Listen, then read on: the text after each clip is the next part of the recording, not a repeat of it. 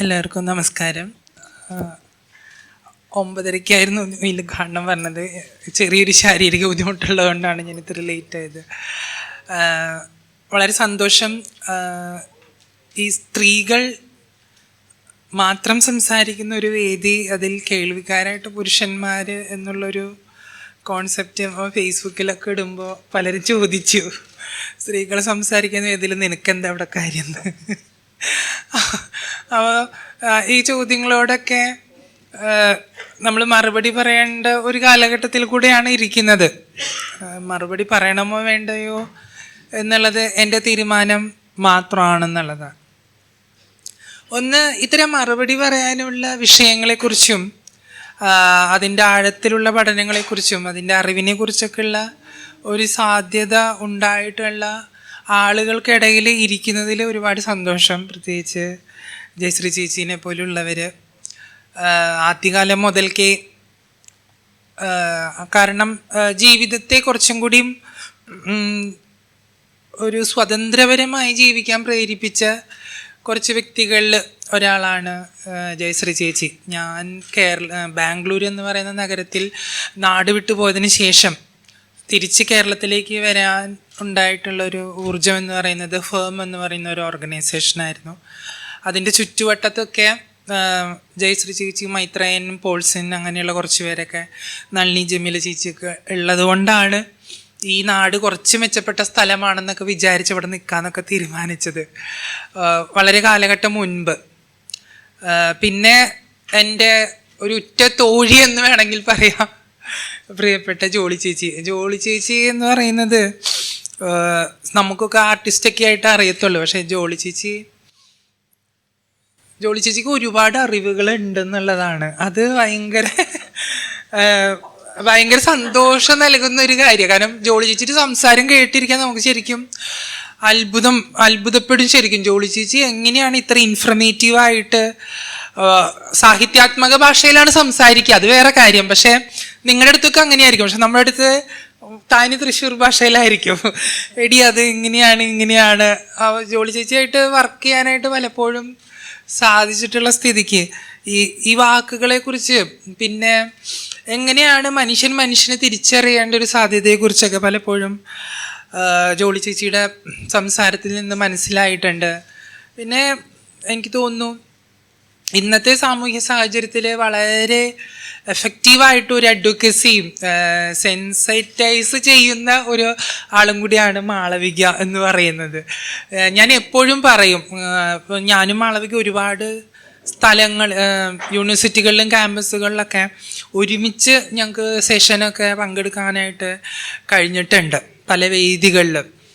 അപ്പോഴൊക്കെ സമയമുണ്ടാക്കിയ ആ സെഷൻ ഞാൻ പ്രോഗ്രാം കഴിഞ്ഞിട്ട് പോകാൻ നിൽക്കാതെ മാളവികയുടെ സെക്ഷൻ കേൾക്കാനായിട്ട് ഇരിക്കാറുണ്ട്. കാരണം അത് അറിവിനേക്കാൾ ഉപരി അതൊരു ധൈര്യം കൂടിയാണെന്ന് ഞാൻ പറയും. കാരണം വളരെ എണീറ്റ് നിന്ന്, ഇപ്പം ഞങ്ങൾ കാസർഗോഡാണെന്ന് തോന്നുന്നു, ഒരു കോളേജിൽ പോയപ്പോൾ അവിടുത്തെ പോഡിയം ഇത്രയുണ്ട് ഹൈറ്റ്. അപ്പം മാളവിക പോഡിയത്തിൽ ഇങ്ങനെ എത്താനായിട്ട് ബന്ധപ്പെടുക. അപ്പം മാളവിക ഇപ്പുറത്ത് കൂടെ വന്നിട്ട്, ഇതൊക്കെ ആണുങ്ങൾക്ക് വേണ്ടി പണിത് വെച്ചതാ, എനിക്കുള്ള പോഡിയം എടുത്തോണ്ട് വന്ന് കോളേജിലത്തെ ആൾക്കാരോട് വളരെ ബോൾഡായിട്ട്. അപ്പോൾ ഒരു പോഡിയം എങ്ങനെയാണ് ഈ പറയുന്ന പേട്രിയാർക്കിക്ക് അനുസൃതമായി സെറ്റ് ചെയ്തിരിക്കുന്നത്, അതിനെ എടുത്തു മാറ്റിക്കൊണ്ട് ഞാൻ ഇങ്ങനെ നിൽക്കാം, ഞാൻ ഇത്തിരി ഉയരം കുറഞ്ഞ ആളാണ് എന്നുള്ള രീതിയിലുള്ള വളരെ ബോൾഡായിട്ടുള്ളൊരു സ്റ്റേറ്റ്മെൻറ്റും അതൊക്കെ. അപ്പോൾ അതൊക്കെ നമുക്ക് കാണുമ്പോൾ ഒന്ന് നമ്മൾ വിചാരിക്കുന്നത് നമ്മൾ ഫൈറ്റ് ചെയ്യേണ്ടത് തനിച്ചാണ്, കൂടെ ആളുണ്ടാകുമോ, ഈ ആളുകളൊക്കെ നമുക്ക് സപ്പോർട്ടിങ് സിസ്റ്റത്തിലേക്ക് ഉണ്ടാവുമോ എന്നുള്ളൊരു ഭയമൊക്കെ ആദ്യകാലത്തിലുണ്ടായിരുന്നു. അപ്പം ഒരുപാട് സമരങ്ങളുടെ ഒരു ചരിത്രം ഉണ്ടല്ലോ നമുക്കൊക്കെ.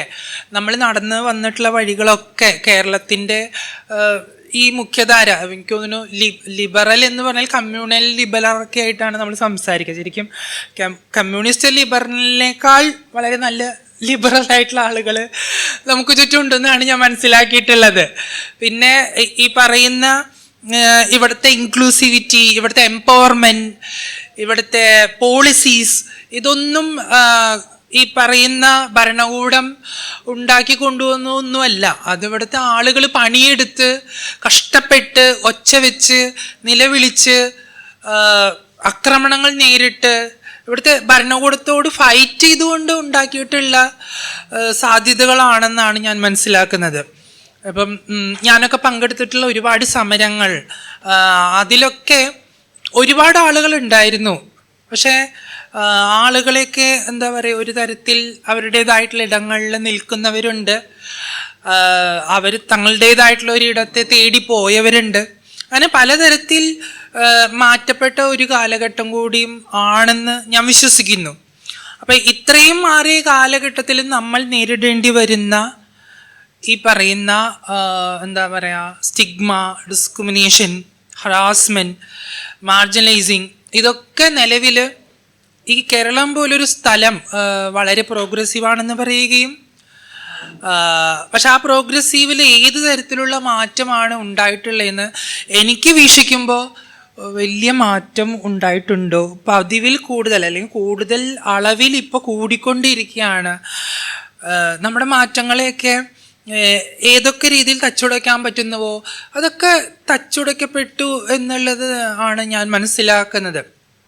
ആഫ്റ്റർ ശബരിമല വേർഡിക്റ്റിന് ശേഷം കേരളത്തിൽ ഉണ്ടായിട്ടുള്ള ഒരു മാറ്റം എന്ന് പറയുന്നത്, നമ്മൾ ഈ പറയുന്ന യുക്തിവാദം അല്ലെങ്കിൽ വേറെ തരത്തിലുള്ള ഒരു ലിബറലായിട്ട് വളരെ പ്രോഗ്രസീവായിട്ട് മൈൻഡ് സെറ്റിന് വെച്ച് നിൽക്കുന്ന ആളുകളൊക്കെ എവിടേക്കോ പോയി എന്നാണ് മനസ്സിലാക്കുന്നത്. അവരൊക്കെ വേറെ തലത്തിലേക്ക് ഇപ്പോൾ മാറ്റപ്പെട്ടു എന്നുള്ളൊരു ആശങ്ക കൂടിയാണ് ഞാൻ പങ്കുവയ്ക്കാൻ ആഗ്രഹിക്കുന്നത്. നിരന്തരം ഇതിന് പിന്നിൽ പ്രവർത്തിക്കുന്ന ആളുകൾ മാത്രമാണ് അതിൻ്റെ പിന്നാലെ ഓടിക്കൊണ്ടിരിക്കുന്നുള്ളൂ. അപ്പോൾ നമ്മൾ ചെയ്തു വെച്ച പണികളൊക്കെ വളരെ താഴെത്തട്ടിലാ തന്നെയാണ്. അത് ഇനിയും മുകളിലേക്ക് കൊണ്ടുവരേണ്ടതിൻ്റെ ഒരു ആവശ്യകത നമുക്ക് ഇനിയും മനസ്സിലാക്കേണ്ടതുണ്ട്. ഞാൻ പറയുന്നത് നിരന്തരമായി മാറി മാറി ഭരിച്ച ഗവൺമെൻറ്, പ്രോഗ്രസീവ് മൈൻഡ് സെറ്റുള്ള കമ്മ്യൂണൽ ഗവൺമെൻറ് ഒക്കെ നിലനിൽക്കുന്ന ഒരു സ്ഥലത്ത് നിന്നുകൊണ്ടാണെന്നാണ് ഞാൻ പറയുന്നത്. 2000-ലാണ് ഞാൻ ബാംഗ്ലൂർ പോകുന്നത്. അപ്പോൾ ഞാൻ സെക്സ് വർക്ക് ചെയ്തിരുന്ന ഒരാളെന്ന നിലയ്ക്ക് അവിടെ സെക്സ് വർക്ക് ചോദിക്കുന്നത് ഒരു മര്യാദയാണ്. ആ മര്യാദ എന്ന് പറയുന്നത് വളരെ അറ്റൻഷനോടുകൂടി, വളരെ മാനേജോടുകൂടി, വളരെ എന്താ പറയുക കംഫർട്ട് സോണിലാണ് അവിടുത്തെ ക്ലയൻസ്, അതായത് പുരുഷന്മാർ സെക്സ് ചോദിക്കുന്നത്. നിങ്ങൾക്ക് എത്രയാണ് റൈറ്റ്, സ്ഥലമുണ്ടോ, എത്ര സമയം, ഇതാണ് ചോദിക്കുന്നത്. 2000-ലാണ് ഞാൻ അവിടെ പോകുന്നതും ഇങ്ങനൊരു കാര്യത്തെക്കുറിച്ച് മനസ്സിലാക്കുന്നത്. അവിടുത്തെ ആളുകളുടെ സ്വഭാവ സവിശേഷതയും അവിടുത്തെ പ്രോഗ്രസീവ് മൈൻഡൊക്കെ ഞാൻ മനസ്സിലാക്കുന്നു. കേരളത്തിൽ ഇപ്പോഴും ചോദിക്കുന്നത് ഇങ്ങനെയാണ്, വേറെ തരത്തിലാണ്.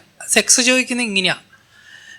എന്താണ് ചെയ്തു തരിക, എത്ര നേരം ഉണ്ടാവും, എന്തൊക്കെ കിട്ടും അതിൽ, 500 രൂപ പറയുമ്പോൾ 100 രൂപയ്ക്ക് പറ്റുമോ എന്നുള്ള വളരെ ഒട്ടും തന്നെ കംഫർട്ടബിൾ അല്ലാത്ത, ഒട്ടും തന്നെ ജസ്റ്റിസ് ഇല്ലാത്ത ഒരു സ്ഥലത്താണ് നമ്മൾ നിൽക്കുന്നത്. അത് സെക്സ് വർക്ക് എന്ന് പറയുന്ന തൊഴിൽ എന്ന് പറയുന്ന സംവിധാനത്തിൽ നോക്കുമ്പോൾ നമുക്കതിനെ തൊഴിലായിട്ടൊന്നും കാണാൻ പറ്റില്ല. ഡിഗ്നിഫൈഡ് ആയിട്ടുള്ള ഒരു തൊഴിലായിട്ടൊന്നും നമുക്കതിനെ കാണാനേ കഴിഞ്ഞിട്ടില്ല എന്നുള്ളതാണ്. പക്ഷെ അതിനെ തൊഴിലായിട്ട് കാണുന്ന ഒരുപാട് പേര് ഉണ്ടെന്നാണ് ഞാൻ മനസ്സിലാക്കുന്നത്. കാരണം ഇതിനെ ഇഷ്ടപ്പെടുന്ന ഒരുപാട് പേരുണ്ട്. അത് സ്ത്രീകൾ എന്നുള്ളത് അപ്പുറം, പുരുഷൻ എന്നുള്ളത് അപ്പുറം, ഒരു മനുഷ്യ സമൂഹത്തിലെ കുറേ ആളുകൾ അത് ഇഷ്ടപ്പെടുന്നുണ്ടെന്നാണ് ഞാൻ മനസ്സിലാക്കുന്നത്. ഇപ്പം എറണാകുളം അല്ലെങ്കിൽ ഹൈ മെട്രോ സിറ്റികളിൽ മാത്രമല്ല ക്രൂസിങ് സൈറ്റുകളോ സെക്സ് വർക്കോ നടക്കുന്നത്. തിരുവനന്തപുരം മുതൽ കാസർഗോഡ് വരെയുള്ള സ്ഥലങ്ങളിൽ ഇത് നടക്കുന്നുണ്ടെന്നുള്ളതാണ്. അപ്പോൾ ഒരു ദിവസം ഒരു ട്രാൻസ് പേഴ്സണോ ഒരു വുമണോ അവർ സെക്സ് വർക്ക് ചെയ്യുന്ന സമയം ഇപ്പോൾ 6 to 12 അല്ലെങ്കിൽ 6 to 4 o'clock ആഫ്റ്റർനൂൺ, ആ സമയത്ത് അവർ ഒരു 10 പുരുഷന്മാരെങ്കിലും ഒരു ദിവസം അവർ കാണുന്നുണ്ടായിരിക്കാം, അറ്റൻഡ് ചെയ്യുന്നുണ്ടായിരിക്കാം, ക്ലയൻസ് ആയിട്ട് ഉപയോഗിക്കുന്നുണ്ടായിരിക്കാം.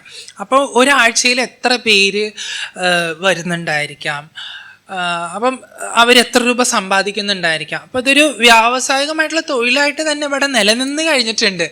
അതിനിപ്പം സുപ്രീം കോടതി ഇങ്ങനെ ഒരു കാര്യം പറഞ്ഞിട്ടുണ്ട്, സെക്സ് വർക്ക് ഒരു തൊഴിലാണ്, അതിന് സംവിധാനം ഉണ്ടാവണം എന്നുള്ള രീതിയിലൊക്കെ പറഞ്ഞിട്ടുണ്ട്. പക്ഷേ ഞാൻ പറയുന്നത് അത്തരം മനുഷ്യരെ മാർജിനലൈസ് കമ്മ്യൂണിറ്റിയിൽ പോലും ഉൾപ്പെടുത്തിയിട്ടില്ല എന്നതാണ് ഞാൻ പറഞ്ഞു വരുന്നത്. അല്ലെങ്കിൽ അത്തരം മനുഷ്യരെ, ഇപ്പം നമ്മൾ പാർശ്വവൽക്കരിക്കപ്പെട്ട മനുഷ്യരെ കുറിച്ച് നമ്മൾ സംസാരിക്കുമ്പോൾ ദളിത് മനുഷ്യരെ കുറിച്ചോ ആദിവാസി മനുഷ്യരെ കുറിച്ചോ സ്ത്രീകളെ കുറിച്ചോ ക്യൂർ മനുഷ്യരെ കുറിച്ചോ ഡിസബിളേബിൾ മനുഷ്യരെ കുറിച്ചൊക്കെ നമുക്ക് പലതരത്തിലുള്ള എബിലിറ്റി ഉള്ള ആളുകളെ കുറിച്ചൊക്കെ നമുക്ക് സംസാരിക്കുമ്പോൾ പോലും ഈ വിഭാഗത്തിന് നമ്മൾ എവിടെയും പറയത്തില്ല. അത് ഇപ്പം നമ്മൾ സ്കൂളിൽ ക്ലാസ്സുകൾ എടുക്കുമ്പോൾ, ക്യാമ്പസുകളിൽ ക്ലാസ്സുകൾ എടുക്കുമ്പോൾ പാർശ്വവൽക്കരിക്കപ്പെട്ട വിഭാഗത്തെക്കുറിച്ച് പറയുമ്പോൾ സെക്സ് വർക്കേഴ്സിനെ കുറിച്ച് പറയേയില്ല. ഏറ്റവും വൾണറബിൾ ആയിട്ടുള്ള, ഏറ്റവും ഹറാസ്മെൻറ്റ്, ഏറ്റവും ഡിസ്ക്രിമിനേഷൻ, സ്റ്റിഗ്മ അനുഭവിക്കുന്ന ഒരു സമൂഹമാണ് അവരെന്ന് നമ്മുടെ പുരോഗമനം പറയുന്ന ആളുകൾക്കൊന്നും അറിയത്തില്ല. ഇപ്പം ഒരു മുൻമന്ത്രി ആയിരുന്ന ഒരു വ്യക്തി സെക്സ് വർക്കിൻ്റെ എക്സ്പ്ലോയിറ്റേഷനെ കുറിച്ച് KLF വന്നിരുന്ന് സംസാരിക്കുമ്പോൾ ഞാൻ ഓപ്പണായിട്ട് അവരോട് ചോദ്യം ചോദിച്ചത് അവരെ ചൊടിപ്പിക്കുകയുണ്ടായി എന്നുള്ളതാണ്. അതൊരു വുമൺ മന്ത്രി, ഒരു സ്ത്രീ മന്ത്രിയാണ്. അപ്പം അവർ സെക്സ് വർക്കർ അല്ല, അവരൊരു മന്ത്രിയായിരുന്നു, അവരൊരു രാഷ്ട്രീയ നേതാവാണ്, അവരൊരു അധ്യാപികയായ വ്യക്തിയാണ്. പക്ഷേ സെക്സ് വർക്കിൽ നടക്കുന്ന എക്സ്പ്ലോയിറ്റേഷനെ കുറിച്ചും അത് നിർത്തലാക്കേണ്ട ആവശ്യകതയെക്കുറിച്ചാണ് അവർ സംസാരിച്ചത്. അല്ലാതെ ഈ സമൂഹത്തിന് ഏത് തരത്തിലുള്ള മാറ്റങ്ങൾ കൊണ്ടുവരാൻ പറ്റും, അല്ലെങ്കിൽ ഈ പാർശ്വവൽക്കരിക്കപ്പെട്ട ഈ മനുഷ്യർക്ക് എന്ത് തരത്തിലുള്ള മാറ്റങ്ങൾ കൊണ്ടുവരാൻ പറ്റും, നിലവിലുള്ള സംവിധാനത്തിൽ അവരെ എങ്ങനെ നമുക്ക് ഇൻക്ലൂസീവായിട്ട് കൊണ്ടുപോകാൻ കഴിയും എന്നുള്ളതൊന്നുമല്ല അവിടെ ചർച്ച ചെയ്തത്. അപ്പം നിലവിൽ ഒരുപാട് രാജ്യങ്ങളിൽ ഇത്തരം മാറ്റങ്ങൾ സംഭവിച്ചിട്ടുണ്ട് എന്നുള്ളതാണ് ഞാൻ പറയുന്നത്. സെക്സ് വർക്കിൻ്റെ കാര്യങ്ങളിൽ മാത്രമല്ല, മനുഷ്യന് സ്വതന്ത്രപരമായി ജീവിക്കാനുള്ള അവൻ്റെ എക്സ്പ്രഷനെയും അവൻ്റെ ഐഡൻറ്റിറ്റിയെയും അവൻ്റെ ഡിഗ്നിറ്റിയെയും അവൻ്റെ ജസ്റ്റിസിനെയും ഇക്വാലിറ്റിയും ഒക്കെ മനസ്സിലാക്കിക്കൊണ്ട് മുന്നോട്ട് പോകാനുള്ളൊരു സാഹചര്യം ഉണ്ടാക്കുന്ന ഒരുപാട് രാജ്യങ്ങളെ നമുക്ക് കാണാൻ സാധിക്കും. പക്ഷേ ഇന്ത്യ എടുക്കുകയാണെങ്കിലും കേരളം എടുക്കുകയാണെങ്കിലും എത്രത്തോളം നമുക്ക് മാറാൻ സാധിച്ചിട്ടുണ്ട്, ഈ ആധുനിക യുഗത്തിൽ പോലും നമുക്ക് അതിന് കഴിഞ്ഞിട്ടുണ്ടോ എന്നുള്ള കാര്യത്തിൽ പ്രശ്നമാണ്. ഇപ്പോഴും നമ്മൾ എന്താ പറയുക, നമ്മൾ അടുത്ത ദിവസം തന്നെ കേട്ടതാണ്, ഒരു മന്ത്രിയുടെ ഫോൺ വീഡിയോ പ്രശ്നമാണ്, പക്ഷെ സിനിമാ നടിയുടെ വീഡിയോയ്ക്ക് പ്രശ്നമില്ല. അപ്പോൾ വുമൺ ബോഡി എന്ന് പറയുന്നത് സെക്ഷൽ ടൂളാണ്, നമുക്കിപ്പോഴും ഒരു ലൈംഗിക ഉപകരണമാണ്. അത് രാഷ്ട്രീയ സംവിധാനത്തിൽ എപ്പോഴും അത് അങ്ങനെ തന്നെയാണെന്നാണ് ഞാൻ കരുതുന്നത്. രാഷ്ട്രീയ സംവിധാനത്തിലും മത സംവിധാനത്തിലും കുടുംബ സംവിധാനത്തിലും ഒക്കെ അങ്ങനെ തന്നെയാണ്. ഇപ്പം കഴിഞ്ഞ ദിവസം ആ പെൺകുട്ടി പറയാണ്, എന്നെ നന്നായിട്ട് ഉപദ്രവിച്ചു, അയാളൊരു ടോക്സിക് ആയിട്ടുള്ള ഒരു പുരുഷനാണ്, എന്നെ വിവാഹം കഴിച്ച മാതാപിതാക്കൾ എന്നോട് വളരെ സൗഹൃദപരമായിട്ടാണ് ഒരു പുരുഷൻ്റെ അടുത്തേക്ക് അയച്ചത്. പക്ഷെ പോലീസ് ഇവരോട് പറഞ്ഞത്, എന്തിനാണ് ജർമ്മനിയിലുള്ള പയ്യനെ നോക്കി പോയത്, സാധാരണക്കാരെങ്കിലും നോക്കിയാൽ പോരായിരുന്നു. അപ്പം നമ്മുടെ പോലീസ് സംവിധാനം പോലെ, അതായത് വളരെ ഡെമോക്രാറ്റിക് ആയിട്ട് സമീപിക്കേണ്ട, മനുഷ്യൻ്റെ അവകാശങ്ങൾക്ക് വേണ്ടി സമീപിക്കേണ്ട പോലീസ് പോലും ഈ പറയുന്ന നീതിന്യായ സംവിധാനത്തിൻ്റെ ഒരു പരിധിയിൽ അവർക്ക് നിൽക്കാൻ കഴിഞ്ഞിട്ടില്ല. കാരണം പോലീസ് സംവിധാനം പോലും ഈ പറയുന്ന മാസ്കുലിനിറ്റിയുടെ വളരെ പ്രൊവൈഡ് ചെയ്യുന്ന അവതാര പുരുഷന്മാരൊക്കെ ആയിട്ടാണ് നിൽക്കുന്നത്. അത് ഈ നേരത്തെ നമ്മളീ പറഞ്ഞ ബോംബിങ്ങിൻ്റെ കഥയൊക്കെ പറയുമ്പോൾ പോലും ഈ വാർ ടെൻഡൻസി ഒക്കെ മാസ്കുലിൻ പവറിൽ നിന്നൊക്കെ ഉണ്ടാവുന്ന ഒരു സംവിധാനമായിട്ടാണ് കാണുന്നത്. അപ്പോൾ ഫെമിനിറ്റിയെ വളരെ താഴെ നിൽക്കുന്ന ഒരു സംവിധാനമായിട്ട് കാണുന്നിടത്ത് തന്നെയാണ് നമ്മളിപ്പോൾ ഉള്ളത്. അല്ലാതെ മാസ്കുലിനിറ്റി എന്ന് പറയുന്ന സംഭവത്തെ തച്ചുടയ്ക്കാനോ അതിൻ്റെ ഏടുകളെ നമുക്ക് വലിച്ചു ചീന്തിക്കളയാനൊന്നും നമുക്ക് പറ്റിയിട്ടില്ല. കാരണം അത് പൂർവാധികം ശക്തിയോടെ എനിക്ക് തോന്നുന്നു നമ്മുടെ ചുറ്റും വളഞ്ഞുകൊണ്ടിരിക്കുകയാണ്. ഈ പറയുന്ന അധികാരത്തിൻ്റെ ബോധത്തിലും പവറിലും, അല്ലെങ്കിൽ ഈ പറയുന്ന സിസ്റ്റത്തിൻ്റെ വളരെ പേട്രിയാക്കിലായിട്ടുള്ള ഒരു വലിയൊരു എന്താ പറയുക, ഒരു കൂട്ടം നമുക്ക് ചുറ്റും കിടന്ന് അവരുണ്ട് എന്നുള്ള വിശ്വസിക്കുന്നുണ്ടെന്നാണ്, ഭയപ്പെടുന്നുണ്ട് അതിൻ്റെ ഒരുപാട് കാര്യങ്ങൾ. നമ്മൾ ഇപ്പോൾ കുറേ വളരെ ഓപ്പണായിട്ട് സംസാരിക്കാൻ പറ്റുന്ന ഒരു സ്ഥലത്തായിരുന്നു എന്നൊക്കെയായിരുന്നു നമ്മൾ കരുതിയിരുന്നത്. പക്ഷേ ഇന്നിപ്പോൾ നമ്മൾക്കെതിരെ നടക്കുന്ന നിയമങ്ങൾ, ഇപ്പം പ്രൊട്ടക്ഷൻ ആക്ട് എന്ന് പറയുന്ന ഒരു പ്രൊട്ടക്ഷൻ ആക്ട് കൊണ്ടുവരുന്നു കേന്ദ്ര ഗവൺമെൻറ്. പിന്നെ 377 സ്ക്രാപ്പിങ്ങിന് ശേഷം എന്താണ് സുപ്രീം കോടതി ഇത് വെഡിക്റ്റ് ഉണ്ടാവുന്നതെന്ന്, അത് നമ്മൾ വിചാരിച്ച പോലെ തന്നെ കുടുംബം എന്ന് പറയുന്ന സംവിധാനത്തിൽ അത് ഹെട്രോസെക്ഷൽ സിസ്ജെൻഡർ വുമണും സിസ്ജെൻഡർ പുരുഷനും മാത്രം തമ്മിലുള്ള റിലേഷനാണ് പവിത്രം, ബാക്കിയുള്ളതൊക്കെ പവിത്രമല്ല. അപ്പോൾ ഈ വിവാഹം എന്ന് പറയുന്ന സംഭവത്തിന് ഒരു പവിത്രതയുണ്ട്, അത് സ്ത്രീയും പുരുഷനും തമ്മിലുള്ള വിവാഹമാണ് പവിത്രത എന്നൊക്കെയാണ് നമ്മുടെ സുപ്രീം കോടതി അടക്കമുള്ള ആളുകൾ നമ്മളോട് സംസാരിക്കുന്നത്. അപ്പോൾ നമ്മുടെ കോൺസ്റ്റിറ്റ്യൂഷൻ പറയുന്ന വാല്യൂസിനെയൊന്നും നമുക്ക് അപ്രോച്ച് ചെയ്യാനോ അല്ലെങ്കിൽ ആ വാല്യൂസിനെ നമുക്ക് എങ്ങനെയാണ് കോട്ട് ചെയ്യേണ്ടത്, കോർട്ടിനോട് എങ്ങനെയാണ് അത് മനസ്സിലാക്കി കൊടുക്കേണ്ടത് എന്നൊക്കെയുള്ള ഒരു കൺഫ്യൂഷനിലാണ് നമ്മുടെ ചുറ്റുമുള്ള മനുഷ്യാവകാശ പ്രവർത്തകരും സാമൂഹ്യ പ്രവർത്തകരും ക്യൂർ ആക്ടിവിസ്റ്റുകളായിട്ടുള്ള ആളുകളൊക്കെ അങ്ങനെ തന്നെയാണെന്നാണ് ഞാൻ വിശ്വസിക്കുന്നത്. അത് വളരെ എന്താ പറയുക, ഇപ്പം 2014 നെൽസ ജഡ്ജ്മെൻറ്റിൽ പറയുന്നുണ്ട്, ഇത്തരം മനുഷ്യരെ മനുഷ്യരായി പരിഗണിക്കണം, അവരെ ജീവിക്കാൻ അനുവദിക്കണം. അത് ബഹുമാനപ്പെട്ട സുപ്രീം കോടതി തന്നെയാണ് പറഞ്ഞിട്ടുള്ളത്. വിധി പറഞ്ഞത് ഒരു മലയാളിയായിട്ടുള്ള ജഡ്ജാണ്. ട്രാൻസ് മനുഷ്യരെ മനുഷ്യരായിട്ട് പരിഗണിക്കണം, ജീവിക്കാൻ അനുവദിക്കണം, അവർക്ക് വേണ്ടുന്ന സാമൂഹ്യ ആനുകൂല്യങ്ങൾ കൊടുക്കാനായിട്ട് സംസ്ഥാന ഗവൺമെൻറ്റുകൾ തയ്യാറാവണം എന്നൊക്കെ പറയുന്നുണ്ട്. പക്ഷെ അതേസമയം അവരെങ്ങനെ ജീവിക്കണമെന്നുള്ളതൊന്നും ഓപ്പണായിട്ട് പറയാനുള്ളൊരു സാഹചര്യം ഉണ്ടായിട്ടില്ല. ഇപ്പോഴും അവരൊരു ജീവിത സാഹചര്യം എന്ന് പറയുമ്പോൾ ഒരു കുടുംബത്തിൻ്റെ പരിധിയിലേക്ക് അവരെ ഉൾക്കൊള്ളിക്കാനൊന്നും സാധ്യതയില്ല. എന്നാൽ കുടുംബം എന്ന് പറയുന്നൊരു സംവിധാനമേ ഇല്ല എന്നുള്ളതാണ്. കാരണം വിവാഹം കഴിക്കുമ്പോഴേക്കായിരിക്കാം ചിലപ്പോൾ നമുക്ക് കുടുംബം ഉണ്ടാവുന്നത്.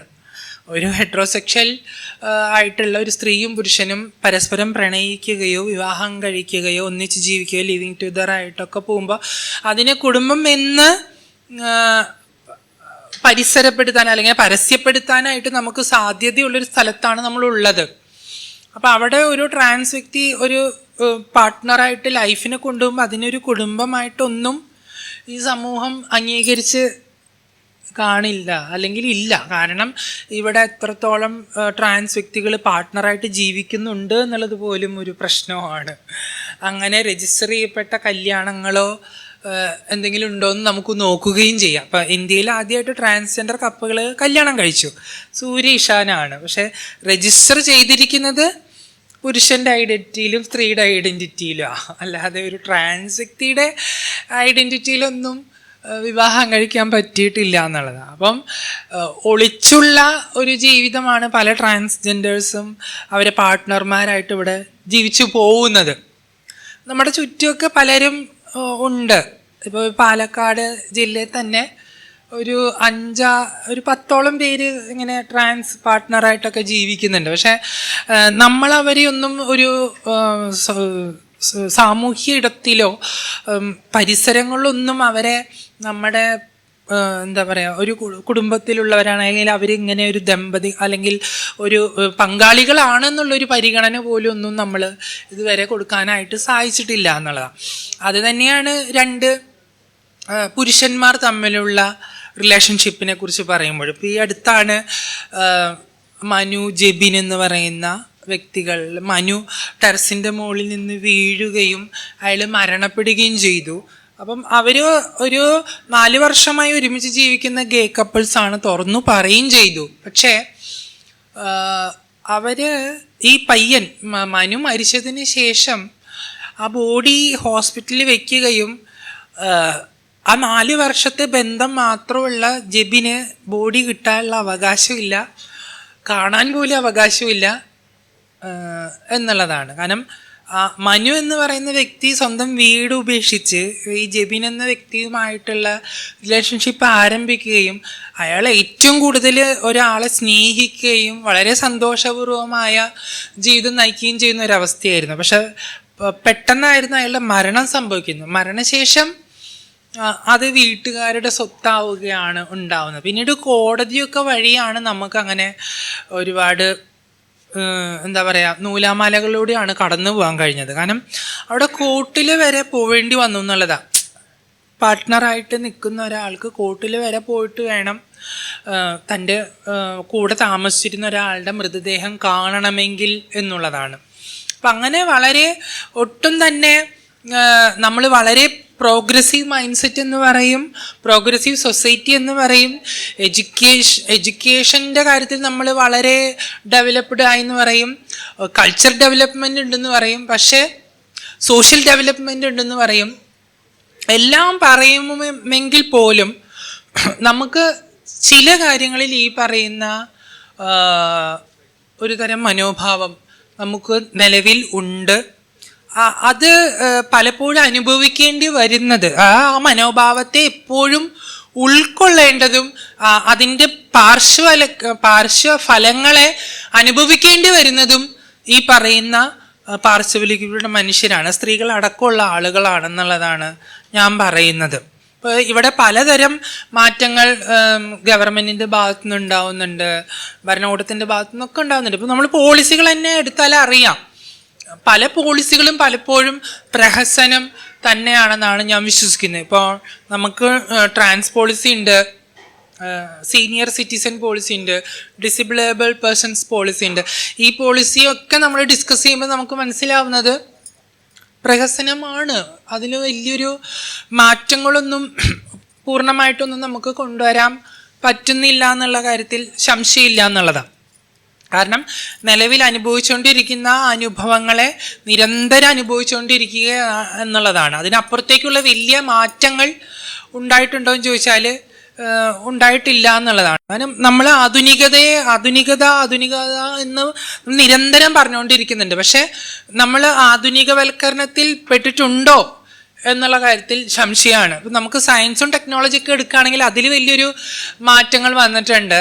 അല്ലാതെ വലിയ ഒരു എന്താ പറയുക വലിയൊരു പ്രോഗ്രസീവ് സിസ്റ്റം നമുക്ക് ഉണ്ടായിട്ടുണ്ടോ? അപ്പോൾ പല രാജ്യങ്ങളെ നമ്മൾ നോക്കിയെടുക്കുമ്പോൾ പല രാജ്യങ്ങളിലും സ്ത്രീകൾ അവരുടേതായിട്ടുള്ള ഇടങ്ങൾ കണ്ടെത്തിയിട്ടുണ്ട്. സ്ത്രീകൾ അവരുടേതായിട്ടുള്ള ഇൻഡിപെൻഡൻ്റ് ആയിട്ടുള്ള അവരുടെ ലൈഫിനെ എൻജോയ് ചെയ്തുകൊണ്ടുള്ള സെലിബ്രേറ്റ് ചെയ്തുകൊണ്ടുള്ള പല രാജ്യങ്ങളെയും നമുക്ക് കാണാൻ സാധിക്കും. അത് വളരെ കാലം മുമ്പ് തന്നെ ഉണ്ടായിട്ടുള്ളൊരു സംഭവമാണ്. പക്ഷെ നമ്മളിപ്പോഴും സെലിബ്രേഷനെ കുറിച്ച് പറയുമ്പോൾ, ഒരു വ്യക്തിയുടെ ലൈഫിൻ്റെ സെലിബ്രേഷനെ കുറിച്ച് പറയുമ്പോൾ നമുക്ക് ഇപ്പോഴും അതിനെ വളരെ ബുദ്ധിമുട്ടാണ്. പ്രത്യേകിച്ച് വുമൺ എന്ന് പറയുമ്പോൾ. ഇപ്പം ഞാൻ എപ്പോഴും മദേഴ്സ് ഡേക്കൊക്കെ എൻ്റെ അമ്മയും ഞാനുള്ള ലൈഫിനെ കുറിച്ചൊക്കെ ഇങ്ങനെ സോഷ്യൽ മീഡിയയിൽ എഴുതാറുണ്ട്. മദേഴ്സ് ഡേക്ക് മാത്രമല്ല, എനിക്ക് ഓർമ്മ വരുമ്പോഴൊക്കെ ഞാൻ അമ്മയെക്കുറിച്ച് എഴുതാറുണ്ട്. അമ്മയെക്കുറിച്ചുള്ള മോശം ഓർമ്മകളും ഉണ്ട്, നല്ല ഓർമ്മകളൊക്കെ ഉണ്ട്. പക്ഷേ എനിക്ക് ഒരിക്കലും പപ്പയെക്കുറിച്ച് എഴുതാൻ തോന്നിയിട്ടില്ല എന്നുള്ളതാണ്. അതെന്തുകൊണ്ടാണെന്ന് വെച്ചാൽ അദ്ദേഹത്തെക്കുറിച്ച് ചീത്ത ഓർമ്മകൾ മാത്രമേ ഉള്ളൂ. അപ്പോൾ അദ്ദേഹം മരണപ്പെട്ടതിന് ശേഷം വീണ്ടും അദ്ദേഹത്തെക്കുറിച്ച് എഴുതി വിഷമിപ്പിക്കണമെന്നുള്ളതാണ് സത്യത്തിൽ. ആ ചീത്ത ഓർമ്മകൾ എങ്ങനെയാണ് എഴുതുന്നത് എന്നുള്ളതൊരു വലിയ പ്രശ്നമാണെന്നുള്ളതാണ്. പക്ഷേ പലർക്കും ഇപ്പം ക്യൂർ മനുഷ്യരുടെ കാര്യത്തിൽ ഞാൻ നോക്കുമ്പോൾ സ്ത്രീകളായിട്ടുള്ള പ്രത്യേകിച്ച് ഫെമിനൈൻ ആയിട്ടുള്ള ആളുകളുടെ ഒരു സപ്പോർട്ട് പലപ്പോഴും അത്തരം ആളുകൾക്ക് കിട്ടിയിട്ടുണ്ടെന്നുള്ള പല അനുഭവങ്ങളും എനിക്ക് പലപ്പോഴും മനസ്സിലായിട്ടുണ്ട്. എപ്പോഴും ആ കുടുംബത്തിലുള്ള മാസ്കുലിനായിട്ടുള്ള പുരുഷൻ്റെ കയ്യിൽ നിന്നോ മാസ്കുലിനായിട്ടുള്ള സഹോദരൻ്റെ കയ്യിൽ നിന്നോ ഒന്നും ഇത്തരം മനുഷ്യർക്ക് യാതൊരു തരത്തിലുള്ള സപ്പോർട്ടിങ് സിസ്റ്റവും ഉണ്ടായിട്ടില്ല എന്നുള്ളത് ഒരു യാഥാർത്ഥ്യമായിട്ട് എനിക്ക് തോന്നിയിട്ടുണ്ട്. അത് സ്ത്രീ അല്ലെങ്കിൽ ഒരു ഫെമിനിറ്റിയുടെ ഒരു പ്രത്യേകതയാണോ എന്നുള്ളതാണ് ഞാൻ പലപ്പോഴും ആലോചിച്ചുകൊണ്ടിരിക്കുന്നത്. ഈ പറയുന്ന ഒരു കൈൻഡ്നെസ്, ഒരു കരുണ, ഒരു മനുഷ്യത്വ മനോഭാവം, അത് ഫെമിനിറ്റിക്ക് ഉള്ളതാണോ അത് മാസ്കുലിൻ? ഇപ്പം ഞാൻ മാസ്കുലിനും ഫെമിനിനാണ്, പക്ഷെ എനിക്കിത് എല്ലാം ഉണ്ടെന്നാണ് ഞാൻ വിശ്വസിക്കുന്നത്. അപ്പം കരുണയൊക്കെ ഉണ്ടോ എന്നുള്ള കാര്യത്തിൽ സംശയമാണ്. ദയയും കരുണയൊക്കെ ഉണ്ടെന്നുള്ള കാര്യത്തിൽ സംശയമാണ്. പക്ഷെ ഞാൻ പറയുന്നത്, ഈ പറയുന്ന എല്ലാ അവസ്ഥയും ഉള്ള ഒരു ശരീരം എന്നുള്ള മനുഷ്യൻ എന്നുള്ള രീതിയിൽ നമുക്ക് എന്തുകൊണ്ട് ഇതിനെ പ്രകടിപ്പിക്കാനായിട്ട് സാധിക്കുന്നില്ല? പുരുഷൻ എന്തുകൊണ്ട് ഈ പറയുന്ന ഒരു സംവിധാനത്തെ, ഈ പറയുന്ന കൈൻഡ്നെസ്സിനെ, ഈ പറയുന്ന ഒരു സ്വീകാര്യമായിട്ടുള്ള മാനസികാവസ്ഥയെ എന്തുകൊണ്ടാണ് അതിനെ പ്രകടിപ്പിക്കാനായിട്ട് കഴിയാത്തത്? അത് ഈ പറയുന്ന വളർച്ചയുടെ ഒരു കാലഘട്ടത്തിൽ ഉറച്ചുപോയൊരു സംവിധാനമാണോ, സിസ്റ്റം കൊടുത്തിട്ടുള്ള ഒരു ഉറച്ച സംവിധാനമാണ് എന്നുള്ള ഒരു കൺഫ്യൂഷനിലും കൂടിയാണ് ഞാനുള്ളത്. പക്ഷെ എല്ലാ പുരുഷന്മാരും അങ്ങനെയല്ല കേട്ടോ എന്നാണ് ഞാൻ വിശ്വസിക്കുന്നത്. കൂടിയിരിക്കുന്ന ഭൂരിപക്ഷം പുരുഷന്മാരും മനുഷ്യത്വ സമീപനമുള്ള ആളുകളായതുകൊണ്ടാണല്ലോ ഈ പറയുന്ന സ്ത്രീകളെയൊക്കെ കേൾക്കാൻ ഇവിടെ ഇരിക്കുന്നത്. അപ്പോൾ അവരുടെ ഉള്ളിലൊക്കെ ഇതുണ്ട്. പക്ഷെ ഞാൻ പറയുന്നത്, ഭൂരിപക്ഷം നമ്മുടെ ചുറ്റുമുള്ള ഒരു സൊസൈറ്റി എന്ന് പറയുന്നത് ഈ പറയുന്ന മനുഷ്യപക്ഷത്തിരിക്കുന്നവരല്ല. വളരെ അപകടകരമാം വിധം നമ്മളെ നിരന്തരം കഷ്ടപ്പെടുത്തുന്ന, ബുദ്ധിമുട്ടിപ്പിക്കുന്ന, വിഷമിപ്പിക്കുന്ന, മാനസിക പ്രശ്നം നൽകുന്ന ആളുകളുടെ ഒരിടമാണ് എന്ന് പറയാതെ വയ്യ. അത് എനിക്ക് തോന്നുന്നു സ്ത്രീയോ അല്ലെങ്കിൽ ഫെമിനിറ്റി ഉള്ള മനുഷ്യരോ ഒക്കെ, അല്ലെങ്കിൽ വ്യത്യസ്ത രീതിയിലുള്ള സ്വഭാവ സവിശേഷതയുള്ള ശരീരഘടനയുള്ള ആളുകൾക്കൊക്കെ ഇത് ചിലപ്പോൾ അനുഭവിക്കേണ്ടി വരുന്ന ഒരു അവസ്ഥയെക്കുറിച്ചാണ് ഞാൻ പറയുന്നത്. അപ്പോൾ ഞാനിത് എപ്പോഴും അനുഭവിക്കേണ്ടി വരുന്നുണ്ടെന്നുള്ളത്. അതിപ്പോൾ ഇന്നലെ രാത്രി എനിക്കിത്തിരി മീൻ കഴിക്കണം തോന്നി. ഞാൻ മീൻകടയിൽ മീൻ വാങ്ങാൻ പോയി. അപ്പോൾ 100 രൂപ കൊടുത്ത് ഞാൻ കിളിമീൻ വാങ്ങി, പിന്നെ കുറച്ച് ഞണ്ട് വാങ്ങി. ഇത് വാങ്ങി വരുമ്പോൾ ഒരു 70 വയസ്സുണ്ട് ഒരു അങ്കിള്. അപ്പോൾ ഈ അങ്കിൾ ഇങ്ങനെ വണ്ടിയുമ്പോൾ വന്നിട്ട് എന്നോട്, ആ മീൻകടയുടെ അടുത്തൊരു ട്രാൻസ് സെക്സ് വർക്ക് ചെയ്യുന്നുണ്ട്, അവർ നല്ല ടോൾ എന്നെ പോലെ തന്നെ, ഇവിടെ നിൽക്കുന്ന കുട്ടിയല്ലേ, ഞാനൊരു ദിവസം നിൻ്റെ അടുത്ത് വന്നിട്ടുണ്ടെന്ന് പറഞ്ഞു. അപ്പം ഞാൻ പറഞ്ഞു, അയ്യോ അത് ഞാനല്ല കേട്ടോ, ഞാൻ മീൻ വാങ്ങാൻ വന്നതാ. ആണോ? ഓ ശരി. അപ്പം ഞാൻ ഇങ്ങനെ നടക്കണേ, കുറച്ച് ദൂരമുണ്ട്, ഒരു ഷോപ്പിൽ പോകണം. അദ്ദേഹം എൻ്റെ അദ്ദേഹത്തിൻ്റെ വണ്ടിമ പിന്നാലെ വന്ന്, എവിടെയാ താമസം? ഞാൻ പറഞ്ഞു ഇന്ന സ്ഥലത്താണ്. ഇവിടെ ഒന്നും കാണാറില്ലല്ലോ. ശരിക്കും ഒരു നമ്മുടെ സ്വന്തം അച്ഛനമ്മമാർ പോലും ഇത്ര കെയറോ സപ്പോർട്ടോ തരില്ല. അത്രയും ഞാൻ കൊണ്ടുവിടണോ എൻ്റെ വണ്ടിയുമേ? ഞാൻ വേണ്ട, നടന്നു പോയിക്കൊള്ളാം, ഫോൺ നമ്പർ തന്നാൽ മീൻ വാങ്ങിച്ച് ഞാൻ വീട്ടിലെത്തിക്കും. അപ്പം ഇത് ഭയങ്കര സ്നേഹം, എന്തൊരു സ്നേഹ. പക്ഷേ ഇങ്ങോട്ട് സ്നേഹിക്കുന്നത് എന്താ വെച്ചാല്, ഇരുട്ടുള്ള സ്ഥലമില്ലേ, അതായത് വെളിച്ചമുള്ള പോസ്റ്റ് ഉണ്ട്, ആ പോസ്റ്റ് വിട്ട് ഇരുട്ടുള്ള സ്ഥലത്തെത്തുമ്പോഴേ വണ്ടി നിർത്തണത്. അപ്പോഴേക്കും ഞാൻ നടന്നു വരും, അപ്പോൾ വന്ന് സ്നേഹിക്കും. ഞാൻ ഫോൺ നമ്പർ തന്നെ. അപ്പം ഞാൻ പറയുന്നത്, ഇത് പഴയ തലമുറ, അത് 70 വയസ്സുള്ളതാണ് ഞാൻ പറഞ്ഞത്, പഴയ തലമുറയിൽ പെട്ട ആളുകൾക്ക് ഇപ്പോഴും ഈ പറയുന്ന ഒരു സിസ്റ്റത്തിൽ നിൽക്കുന്ന ആളുകളുണ്ട് എന്നുള്ളതാണ്. പുതിയ തലമുറ കുറച്ചും കൂടി ബെറ്റർ ആണെന്ന് ചോദിച്ചാൽ അവർ ബെറ്ററാണ്, പക്ഷെ എങ്കിൽ പോലും ഭൂരിപക്ഷം ഇപ്പോഴും ഒരു പാരലൽ വേൾഡിലാണ്. അവർ ഈ പറയുന്ന മാറ്റങ്ങളെക്കുറിച്ചോ നിലവിലുള്ള ഹ്യൂമൻ റൈറ്റ്സ് വയലേഷനെ കുറിച്ചോ പലസ്തീനെ കുറിച്ചോ സമരങ്ങളെക്കുറിച്ചോ ഒന്നും അവർക്ക് അറിയേണ്ട ആവശ്യകതയില്ല, അവരത് അറിയുന്നുമില്ല എന്നുള്ളതാണ്. അപ്പം ഈ സമൂഹത്തിൽ ഇപ്പോൾ നിരന്തരം, അതിപ്പോൾ ഞാനിപ്പോൾ ഇന്നലെ രാത്രി എന്ന് പറഞ്ഞാൽ, ഇപ്പോൾ ഞാൻ പാലക്കാട് നിന്ന് ഇറങ്ങി ഓട്ടോ പിടിച്ച് വരുമ്പോൾ പോലും നല്ല മണം കേട്ടോ, എന്ത് നല്ല മണമാണ്. അപ്പോൾ അത് ഇപ്പം ഞാനിനി എനിക്ക് എത്ര വയസ്സായാലും ചിലപ്പോൾ അനുഭവിക്കേണ്ടി വരും. ഒരു സ്ത്രീ ആണെങ്കിലും എൻ്റെ ശരീരമുള്ള, എന്നെപ്പോലെ ശരീരമുള്ള ഏതൊരു വ്യക്തിയാണെങ്കിലും ചിലപ്പോൾ അത് അനുഭവിക്കേണ്ടി വരും എന്നുള്ളൊരു ആശങ്കയുണ്ട്. പക്ഷെ ഒരു കാര്യം, അപ്പം ഇത് കേൾക്കുമ്പോൾ നമ്മൾ വിചാരിക്കും ഓ ഇതൊക്കെ അനുഭവിക്കേണ്ടി വരില്ല, പക്ഷെ ഇതിനൊക്കെ അതിജീവിക്കാനുള്ള ഒരു കരുത്ത് നമുക്ക് ഉണ്ടെന്നുള്ളതാണ് ആകെയുള്ള ഒരു ആശ്വാസം. ആ കരുത്ത് ഇത്തരം മനുഷ്യർക്കിടയിൽ ഉൾക്കൊള്ളുന്നത് കൊണ്ടാണ്, അല്ലെങ്കിൽ അങ്ങനെ ഒത്തുചേർന്ന് പോകുന്നത് കൊണ്ടാണ് എന്നുള്ളതാണ് എനിക്ക് പറയാനുള്ളത്. അപ്പം ഇത്തരത്തിലുള്ള ഒരു ഡിസ്കഷൻ അല്ലെങ്കിൽ ഇത്തരത്തിലുള്ള ഒരു ചർച്ചകൾ എന്ന് പറയുന്നത് അത് കേട്ടിരിക്കുന്നവർ മറ്റുള്ളവർക്ക് കൂടി, ഇപ്പോൾ കൂടുതൽ പുരുഷന്മാരാണ് ഇവിടെ ഉള്ളത്, ഇനി ഇത് കേട്ട് ജോളി ചെറിയത്ത് ഇന്നത് പറഞ്ഞു എന്ന് സ്വന്തം വീട്ടിൽ പോയി പറയുന്ന രീതിയിൽ ഒരു മാറ്റം സൃഷ്ടിക്കാൻ നിങ്ങൾക്ക് കഴിഞ്ഞാലെങ്കിലും ഇത്തരം ചർച്ചകൾ കൊണ്ടൊരു ഉപകാരം ഉണ്ടാവും എന്നുള്ളതാണെന്നാണ് ഞാൻ വിശ്വസിക്കുന്നത്.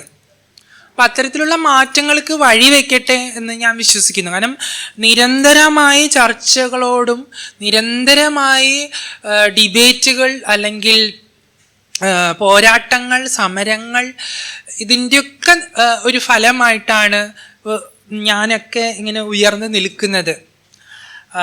അത് എനിക്ക് മുമ്പുള്ള ആളുകളുടെയൊക്കെ തന്നെ ചോരയോ കൊലപാതകങ്ങളോ മരണപ്പെടലോ ഇല്ലാതാവലോ ഒക്കെ അതിന് കാരണമായിട്ടുണ്ടെന്നാണ് ഞാൻ വിശ്വസിക്കുന്നത്. ഇപ്പം കേരളത്തിൽ മലയാളത്തിൽ ആദ്യമായിട്ട് ഒരു ട്രാൻസ്ജെൻഡറിൻ്റെ ജീവിതകഥ എഴുതിയത് ജെറീന എന്ന് പറയുന്നൊരു ട്രാൻസ് വുമണാണ്. അവർ ശരിക്കും പാലക്കാട് സ്വദേശിയാണ് അവർ. അപ്പോൾ അവരുടെ കഥ ഒരു എഴുത്തുകാരൻ തർജ്ജമ ചെയ്ത് എഴുതിയതാണ്, അവർ പറഞ്ഞു കൊടുത്തിട്ട്. ഒരു ഹിജ്റയുടെ ആത്മകഥ എന്നാണ് ആ കഥ. ഈ നാട്ടിൽ നിൽക്കാൻ പറ്റാതെ ബാംഗ്ലൂർ എന്ന് പറയുന്ന നഗരത്തിൽ പോയി ജീവിക്കുന്ന ഒരു ഹിജഡ എന്ന് പറയുന്ന ഒരു സംസ്കാരത്തിൻ്റെ കഥയാണ് സംസാരിക്കുന്നത്.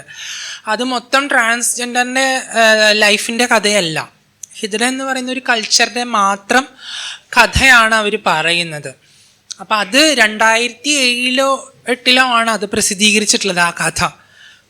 അപ്പം അവർ ഇവിടെയുള്ള ചൂഷണങ്ങളും പ്രശ്നങ്ങളും ഒക്കെ അനുഭവിച്ചിട്ടൊക്കെ ആ കഥ എഴുതിയിട്ടുണ്ട് ഇവിടെ. പക്ഷെ മലയാളികൾ ഇപ്പോഴും ഇത്തരത്തിലുള്ള മനുഷ്യരുടെ കഥ ആലോചിച്ചുകൊണ്ടിരിക്കുകയാണ്, കഥ ഉണ്ടോ എന്ന് അന്വേഷിച്ചുകൊണ്ടിരിക്കുകയാണ്.